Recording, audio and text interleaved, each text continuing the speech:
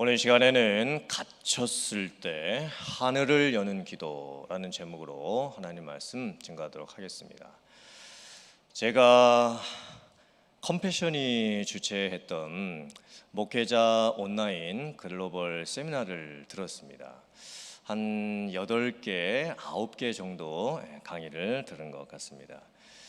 그 중에서 제가 인사이트가 있는 내용들을 중요한 핵심 내용만 짧게 말씀을 드리겠습니다. 우리가 무엇을 위해서 기도해야 할지, 교회를 위해서 우리들이 어떻게 기도해야 할지, 이 코로나 상황 속에서 우리가 갇힌 것 같이 느껴지는 이 힘든 상황 속에서 우리가 어떻게 하늘을 열 수 있는 기도를 해야 할지 함께 말씀을 나누기를 원합니다.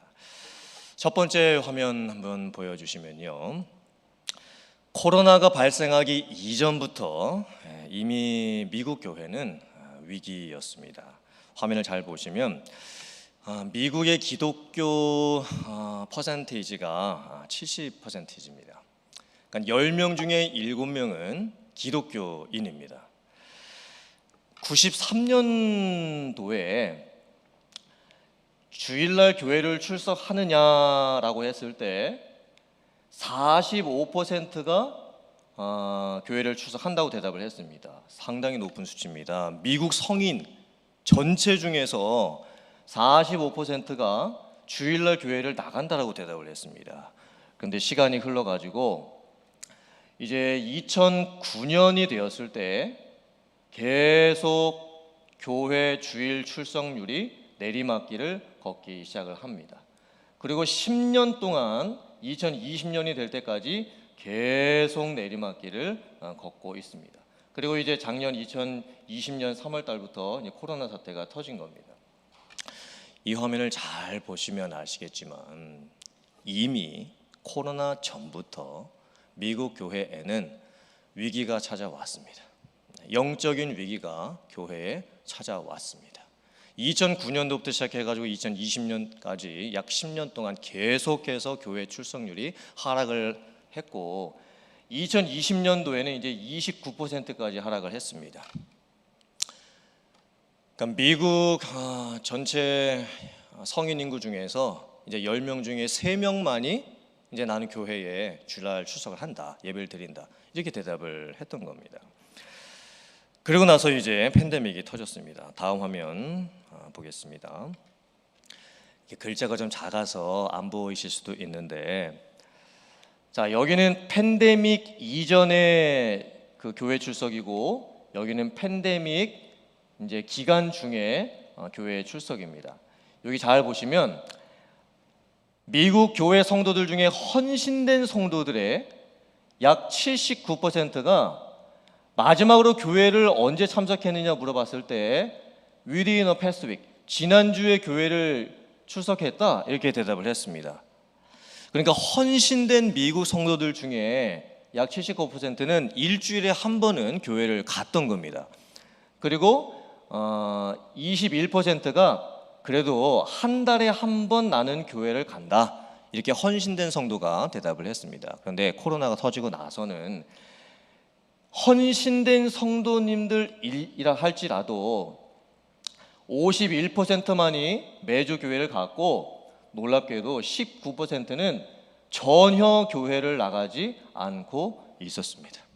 그리고 이제 교회 등록된 성도, 이제 처치드 어덜트 교회에 그냥 등록만 하고 있었던 성도님들 보면 그래도 팬데믹 이전에는 54%가 매주 교회를 간다라고 대답을 했습니다. 그런데 팬데믹이 터지고 난 이후에는 등록 성도 중에 37%만이 매주 교회를 간다고 대답을 했고 22%는 교회를 한 번도 가지를 못했다, 이렇게 대답을 했습니다. 다음 화면 봐주시면요, 그래서 그 결론적 통계가 뭐냐면 미국 성도들 중에 팬데믹 기간 동안에 성도 5명 중에 1명은 온라인 예배이든 아니면 대면 예배를 한 번도 드리지 않았다라는 겁니다. 저는 솔직히 이 통계가 좀 처음에 믿어지지가 않았습니다. 아니, 미국 교회 성도님들이 정말 이 정도로 팬데믹 기간 동안에 예배를 안 드리고 있었을까? 이런 면에서 봤을 때는 한인 교회 성도님들이 팬데믹 기간 동안에 그래도 온라인 예배이든 현장 예배를 잘 드린 것 같습니다. 다음 화면 한번 또 보여주시면요. 그 전에 화면 있죠. 네. 이제 헌금 통계인데요. 자, 미국 교회 목사님들에게 물었습니다. 지금 교회에 헌금이 어떻게 지금 나오고 있습니까?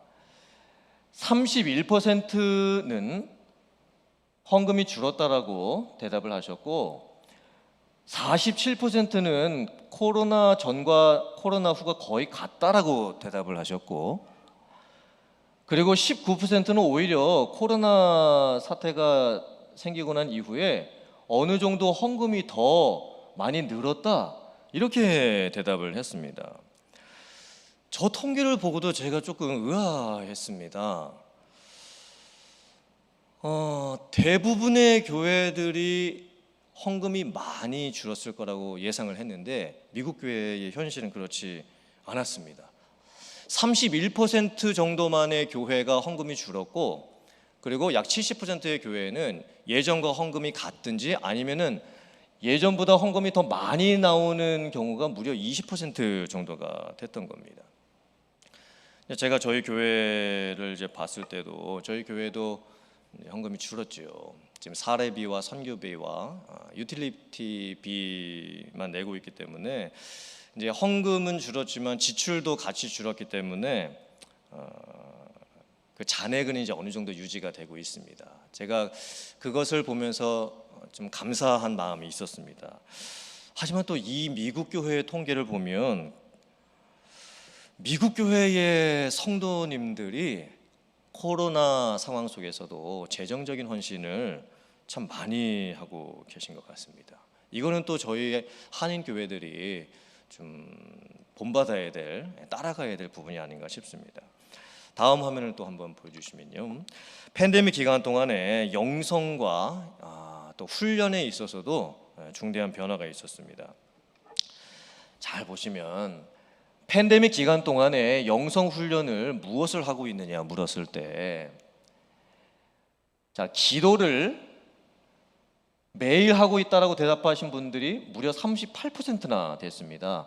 그리고 침묵 또는 개인 시간을 가지고 있다 16%, 자연 속에서 묵상을 하고 있다 12%, 명상을 하고 있다 15%, 그리고 성경 읽기 듣기 13%, 일기 글쓰기 8%, 신앙 관련 서적 읽기 8%, 그리고 뭐 건강 요가 같은 것들이 뭐 한 6% 정도. 이 변화를 잘 살펴보면 기도의 중요성이 지금 많이 강조가 되고 있습니다. 윗부분에 있는 기도, 침묵 혹은 개인 묵상, 자연에서의 묵상, 명상, 이 모든 것들이 형태만 바뀌었을 뿐 모두 다 기도에 관련된 것들입니다. 미국 교회 성도님들이 오히려 팬데믹이 생기게 되면서 기도를 더 많이 하고 있는 것으로 조사가 되었습니다. 그리고 다음으로가 성경 읽기, 일기 쓰기, 책 읽기 등입니다. 즉 팬데믹 기간 동안에 영성 훈련의 중대한 변화가 뭐냐면 말씀 훈련보다 기도 훈련을 교회가 더 많이 하게 되었다라는 겁니다. 성도님들이 개인의 삶 속에서도 말씀을 통한 은혜보다도 기도를 통한 은혜를 더 많이 받고 있다라는 겁니다. 왜 그럴까요? 말씀 훈련은 물론 혼자서도 성경을 읽을 수는 있지만 성경을 읽으면, 말씀 훈련을 받으면 사실 쉐어링을 해야 더 은혜가 많이 됩니다.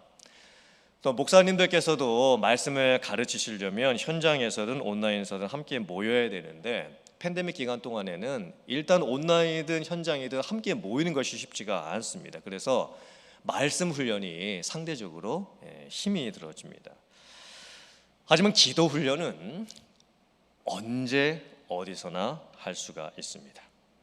코로나 때문에 사람 많은 곳에 가지를 못하면 기도 훈련은 혼자서라도 나만의 장소에서 얼마든지 할 수가 있습니다. 그래서 코로나 기간 동안에 기도가 참 중요하고 교회가 기도 훈련을 중점적으로 시켜야 된다. 이런 이제 결론에 도달을 하는 겁니다. 우리 교회도 그렇습니다. 지금 우리 교회에서 공예배인 금요 예배와 토요 새벽 예배를 제외하고 나서 한나선 교회를 중심으로 해가지고 느헤미야 기도회를 하고 있는데, 제가 앞으로 이것을 어떻게 조금 더 확장을 시킬 수 있을까 지금 생각을 좀 하고 있습니다. 어떻게 하면 성도님들이 갇혀 있는 상황이기는 하지만 이 기도회 훈련을 계속 할 수 있을지, 그리고 소그룹으로 모이든지 아니면 각 개인이 집에서 하든지 어떤 형태로든 기도 훈련을 어떻게 더 해 나갈 수 있을까 지금 생각을 좀 하고 있습니다. 왜 기도가 중요하냐면 그 세미나에서 이렇게 얘기를 했습니다. 기도는 참여를 일으킬 수 있는 확실한 방법이다. 팬데믹 기간 동안에 기도회의 이 모습이 많이 달라지고 있다고 합니다. 앞에서 일방적으로 끌고 가는 기도의 형태가 아니라 소그룹을 중심으로 해가지고 참여하는 기도가 많아지고 있습니다. 왜 기도가 이 팬데믹 기간 동안에 가장 중요한 영성 훈련의 도구가 될까요? 다음 화면 한번 봐주시면, 기도는 감정하고 많이 연관이 됩니다.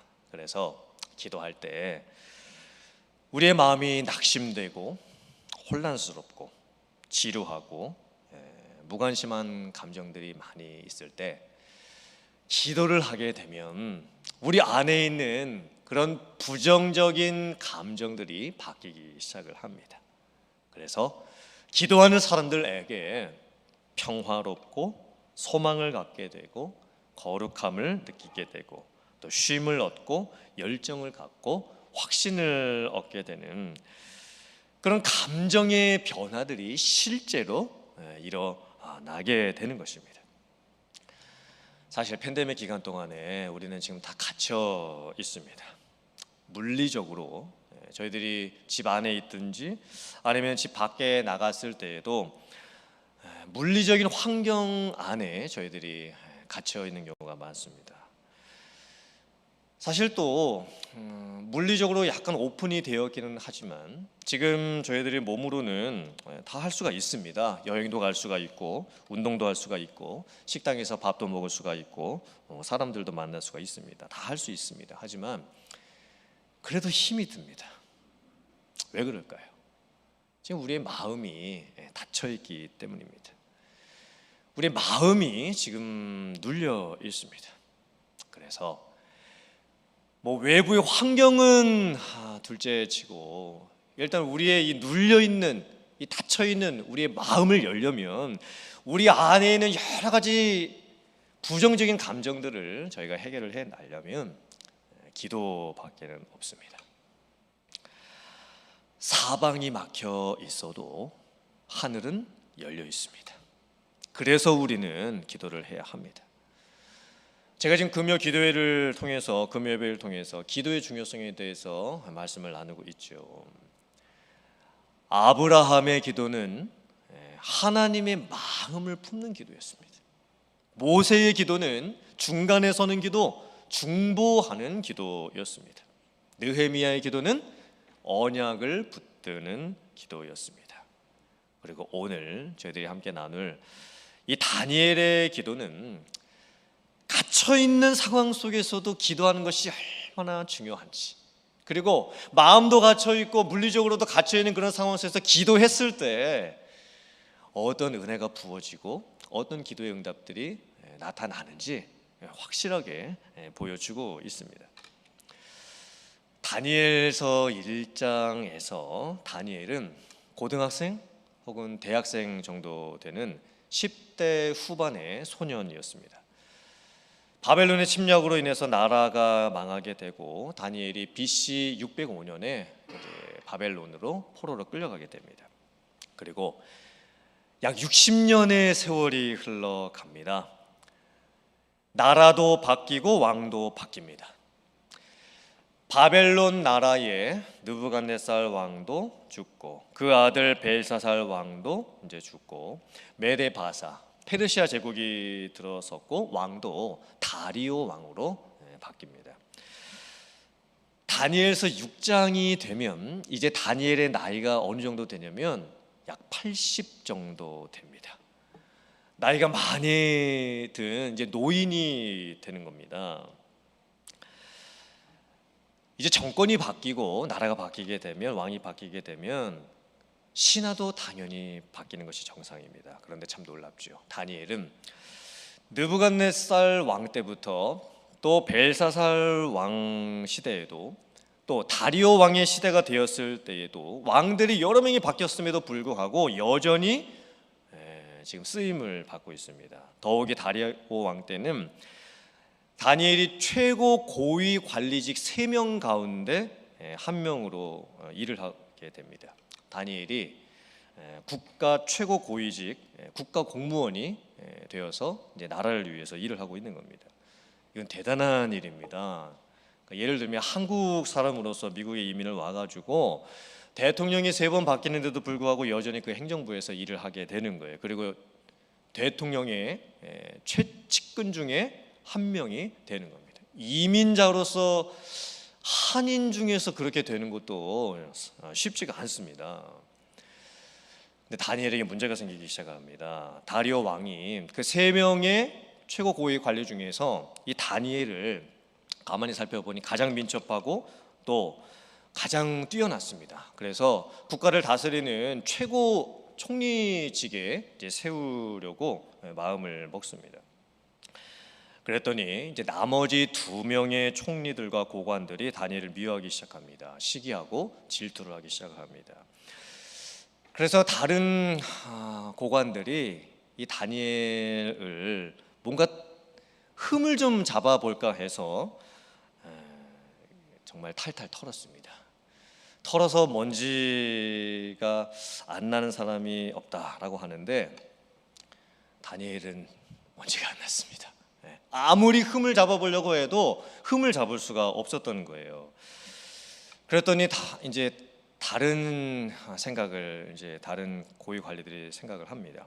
율법에서 근거를 찾아가지고 고발을 해야 되겠구나. 그리고 다리오 왕에게 이렇게 요구를 합니다. 왕이시여, 30일이라고 하는 기간을 정해놓고 30일 동안 만약에 어떤 사람이 왕 이외에 어떤 신에게든 어떤 사람에게든 무엇을 구하면 사자굴에 집어넣겠다라고 하는 법령을 발표해 주십시오. 그랬더니 다리오 왕이 그것을 허락을 해줍니다. 그리고 왕이 그것에 도장을 찍습니다. 이것은 이제 명백하게 다니엘을 함정에 넣으려고 하는 비열한 다른 사람들의 그런 고단수의 작전이었습니다. 함정을 파는 작전이었던 거죠. 적들은 이미 다니엘이 기도하고 있다라는 것을 알았습니다. 하나님께 기도하는 사람이라는 것을 알았습니다. 다니엘이 평상시에 하나님을 믿었고 하나님께 기도했던 기도의 사람이라는 것을 이미 다른 신하들도 다 알고 있었던 거예요. 다니엘이 그때 어떻게 할까요? 전에 하던 대로 기도를 합니다. 그리고 다니엘은 자기의 기도방이 있었습니다. 기도하는 자기만의 공간이 있었습니다. 예루살렘을 향해서 창문을 열어놓고 기도를 시작을 합니다. 예전에 했던 대로 기도를 합니다. 언약에 근거한 기도였습니다. 옛적에 솔로몬 왕이 성전을 건축하고 나서 훗날에 하나님의 백성들이 고난과 어려움을 당할 때에 하나님의 성전을 향해서 기도할 때에 응답하시리라 라고 하는 그 약속이 있었는데, 다니엘이 그 약속을 갖고 포로로 끌려온 후에 60년 동안을 한결같이 매일 기도를 했던 거예요. 하루에 3번씩 무릎을 꿇고 기도를 했습니다. 지금 이 다니엘의 상황이 뭘까요? 갇혀 있습니다. 사방이 지금 갇혀 있는 상황입니다. 사방에서 지금 자기를 몰아내고 모함하고 끌어내리려고 하는 적들로 인해서 포위를 당해 있는 상황입니다. 다 막혀 있습니다. 길은 없습니다. 방법도 없습니다. 사실 이 정도 되면 아마 마음이 먼저 다칠 겁니다. 마음이 답답하고 아마 마음이 눌릴 겁니다. 어떻게 해야 되나, 정말 이 일을 어떻게 하면 좋을까. 아마 마음 가운데에 염려와 걱정과 근심이 몰려오겠죠. 그리고 그 세상의 염려들이 다니엘의 마음을 아마 사로잡아 버릴 겁니다. 근데 참 놀랍게도 다니엘은 이런 상황 속에서 감사 기도를 합니다. 그의 하나님께 감사하였더라. 아니, 다니엘이 어떻게 이런 상황 속에서 하나님께 감사의 기도를 할 수가 있었을까요? 상황적으로 보았을 때 다니엘은 전혀 감사할 수가 없는 상황입니다. 하지만 다니엘은 그의 하나님께 감사를 합니다. 제가 읽은 책 중에서 나의 감사 연습, 하나님의 임재 연습이라는 책이 있습니다. 그 책을 쓴 사람이 앤 보스캠프라고 하는 여성인데, 캐나다 온타리오 남부의 남서부 메노나이트 지역에서 남편과 농사를 지으면서 6 아이를 키우고 있는 아내이자 엄마입니다. 그녀가 글을 아주 감성 있게 쓰는 재능이 있었습니다. 그래서 수필 형식으로, 일기 형식으로 책을 썼습니다. 농사일이 단순하고 반복적이면서 힘들지요. 또 6 아이를 키우려면 얼마나 복잡한 일들이 많이 생기겠습니까? 그런 매일처럼 반복되는 힘들고 어려운 일들이 수시로 생기는 그런 삶 속에서 앤 보스캠프가 매 순간순간마다 감사하는 삶을, 그 연습하는 자기의 삶을 책으로 이제 쓴 겁니다. 제가 오랜만에 이제 설교 준비하면서 예전에 읽었던 그 책을 다시 들춰보면서 밑줄 친 부분을 제가 다시 좀 이렇게 읽어봤습니다. 그랬더니 어떤 부분에 밑줄이 쳐져 있었냐면, 감사는 늘 기적 앞에 온다. 여기에 밑줄이 쳐져 있었습니다. 우리는 기적이 있고 난 후에 감사를 한다고 생각을 합니다. 하지만 앤 보스캠프는 반대라는 겁니다. 감사가 있을 때, 오히려 감사가 있고 난 후에 기적이 온다. 감사는 늘 기적 앞에 온다. 이렇게 고백을 했던 거예요. 그리고 하나님이 값없이 주신 모든 것에 대한 인간의 불만족이 바로 타락이다. 이것이 죄다. 이렇게 고백을 했습니다. 제가 거기다 또 밑줄을 쳐놨습니다.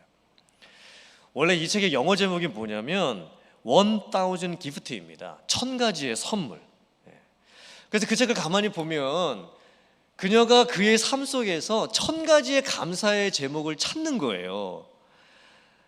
그 제목들을 이렇게 보면 뭐에 그녀가 감사를 했냐면, 118번째 감사 제목은 벽난로에서 나뭇가지가 타닥타닥 타는 소리, 이것 때문에 감사를 했고, 457번째 감사는 뭐였냐면 닭장에서 금방 꺼낸 갈색 달걀, 이것이 감사의 제목이었습니다.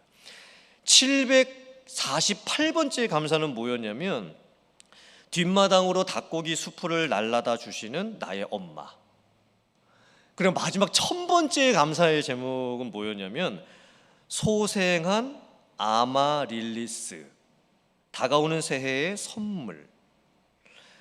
제가 이 아마릴리스가 뭔가 궁금해가지고 인터넷을 검색을 해봤습니다. 그랬더니 아마릴리스가 뭐냐면 꽃을 피우는 원예 식물입니다. 아마 그 원예 식물이 다 죽어갔었겠죠. 근데 그게 다시 이제 살아난 거예요. 그리고 꽃을 피운 거예요. 그게 그녀의 1000번째의 감사 제목이었습니다. 그녀는 큰 것들에 대해서 감사를 했던 게 아니었습니다. 하나님이 자기에게 허락해 주신 그 삶 속에서 소중한 것들을 하나씩 찾기 시작을 했던 거예요. 아마 그녀가 이런 것들로 인해서 감사를 할 수 있었더라면 아마 저희들은 2000가지라도 감사의 제목을 찾아낼 수 있을 겁니다. 다니엘도 마찬가지입니다. 다니엘이 어떻게 그런 상황에서 감사 기도를 할까요? 다니엘은 60년 동안 매일 똑같이 기도를 했습니다.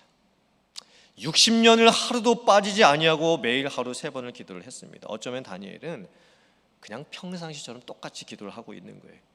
특별 작정 기도도 하지 않았습니다. 특별 금식 기도도 하지 않았습니다. 특별 새벽 기도도 하지 않았습니다. 어쩌면 매일 3번 하나님께 약속한 그 기도를 매일 하는 삶, 그것이 다른 그 어떤 기도의 형식보다 가장 강력하고 다른 그 어떤 특별 기도보다 더 특별한 기도였습니다. 사실 다니엘도 타협할 수 있었겠죠.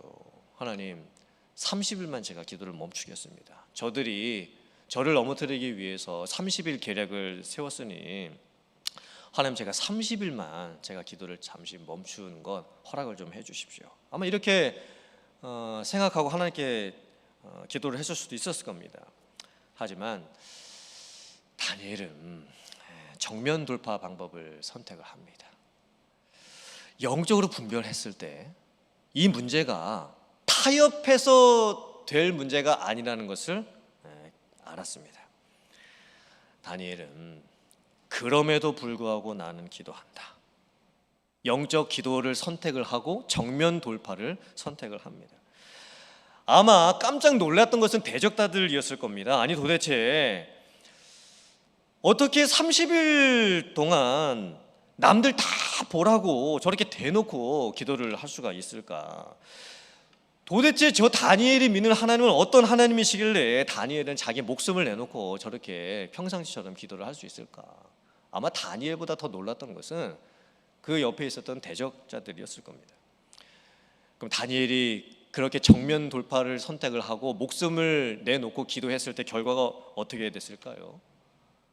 오히려 상황은 더 어렵게 변해가기 시작합니다. 다니엘이 사자굴에 던져지게 되는 겁니다. 자기 방에 갇혀 있었던 다니엘은 이제 사자굴에 갇히게 됩니다. 사자굴은 더 심각한 갇힘입니다. 사방이 이게 막혔을 뿐만이 아니라 이제는 자기를 잡아먹을 사자들이 달려들고 있는 그런 상황인 겁니다. 이런 상황 속에서 다니엘이 기도의 형식을 가지고 기도를 할 수가 있었겠습니까? 기도의 자세를 가지고 기도를 할 수가 있었겠습니까? 아마 영적으로 무의식적인 반응으로서의 그 기도가 나왔을 겁니다. 하지만 사자굴에서도 하늘만은 열려 있었습니다. 다 막혔습니다. 하지만 하늘만은 열려 있었습니다. 그래서 다니엘은 하늘을 향해서 하나님 앞에 기도를 합니다. 그리고 결국에는 하나님께서 다니엘을 사자굴에서 건져 주십니다. 그리고 승리하게 해 주십니다. 이 사건의 가장 놀라운 부분이 무엇이냐면, 결론이 무엇이냐면, 다리오 왕이, 이방인이었던 이 다리오 왕이, 하나님을 믿지 않았던 다리오 왕이 이 다니엘로 인해서 이런 고백을 하게 됐다라는 거예요. 다니엘서 6장 26절 27절의 말씀입니다. 같이 봉독해 보겠습니다. 자, 시작. 내가 이제 조서를 내려노라. 내 나라 관할 아래에 있는 사람들은 다 다니엘의 하나님 앞에서 떨며 두려워할지니 그는 살아계시는 하나님이시요 영원히 변하지 않으실 이시며 그의 나라는 멸망하지 아니할 것이며 그의 권세는 무궁할 것이며 그는 구원도 하시며 건져내기도 하시며 하늘에서든지 땅에서든지 이적과 기사를 행하시는 이로써 다니엘을 구원하여 사자의 입에서 벗어나게 하셨음이라 하였더라. 아멘. 이 다니엘의 기도가 특별한 것은 자신의 기도가 응답된 것으로 인해서 특별했던 것이 아니었습니다. 다니엘의 기도가 특별했던 이유가 뭐였냐면 다른 사람에게 하나님의 살아계심을 나타냈던 겁니다. 다른 사람으로 하여금 하나님을 인정하게 만들었습니다. 이것이 정말 기적이었습니다. 기도 그리고 감사가 만들어냈던 기적이었던 겁니다. 오늘 금요 예배 기도하기 위해서 나오신, 어쩌면 기도하라고 보내신, 하나님께서 여러분들을 보내신 여러 성도님들에게 오늘 이 말씀에 있는 이런 기적과 같은 은혜가 임할 수 있기를 주님의 이름으로 축원합니다. 어쩌면 지금 이 코로나 사태가 가장 기도하기 좋은 때입니다. 평상시에도 기도를 안 했고 코로나 사태임에도 불구하고 기도를 안 하는 성도는 소망이 없습니다. 정말 소망이 없습니다. 하나님이 그런 성도들을 통해서 뭘 하실 수가 있겠습니까? 하지만 우리는 믿습니다. 하나님이 살아계심을 믿고 사방이 막하셔도 하늘을 향해서 기도하는 그 기도에 하나님이 들으시고 응답해 주시는 줄 믿습니다. 감사를 경험을 하세요. 그리고 기도를 경험을 하시길 바랍니다. 그리고 여러분의 기도가 단순히 응답된 것으로 인해서 기뻐하시는 것이 아니라 여러분이 기도하는 그 기도를 통해서 다른 누군가가 여러분의 기도하는 그 모습을 보고 하나님이 정말 살아 계시는구나, 하나님이 저렇게 기도를 들으시고 응답을 하시는구나, 이런 하나님을 드러내고 나타내고 하나님을 전할 수 있는 이런 귀한 기도의 삶을 살아가실 수 있는 여러분들 다 되실 수 있기를 주님의 이름으로 축원합니다. 아멘.